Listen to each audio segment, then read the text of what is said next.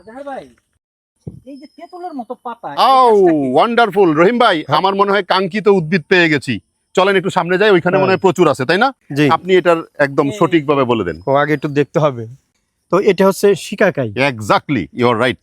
শিকাকাই, শিকাকাই। সে শিকাকাইটা হচ্ছে এর বৈজ্ঞানিক নাম আগে ছিল একাশিয়া কনচিনা, এখন সেনেগালিয়া রুগাটা। বাংলাদেশের পাহাড় পর্বত ছাড়া আর কোথাও দেখি নাই।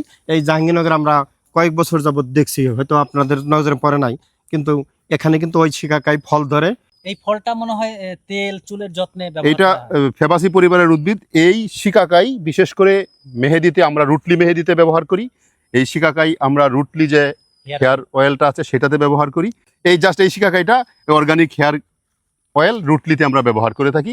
বিশেষ করে এই শিকাকাইটা বাংলাদেশে বাণিজ্যিকভাবে চাষ হয় না। তো এইটা যেহেতু ভেষজ গুণ সম্পন্ন একটা উদ্ভিদ এবং এর ফলটা বিশেষ করে চুলের সিল্কি ভাবটা ফিরিয়ে আনার জন্য ব্যবহার করা হয় এবং ত্বকের লাবণ্যতা ফিরিয়ে আনার জন্য ব্যবহার করা হয়। সুতরাং এটাকে হেয়ার স্ট্রেংথ কিন্তু বজায় হেয়ার রাখে, স্ট্রেংথ মানে বজায় চুলটা রাখে। যাতে না পড়ে। এই উদ্ভিদটা ইচ্ছা করলে আমরা বাণিজ্যিকভাবে বাংলাদেশে এর চাষাবাদ হ্যাঁ, করতে পারি। অবশ্যই এখান তো থেকে আপনারা যদি কেউ রুটলি অর্গানিক হেয়ার অয়েলটা ব্যবহার করেন বা আপনারা কিনেন, তাহলে এই যে শিকাকাই, এই শিকাকাই ওইটাতে রিকমেন্ডেড, এবং যেটা সেইভাবে দেওয়া আছে, সম্পূর্ণ ন্যাচারাল। সম্পূর্ণ ন্যাচারাল।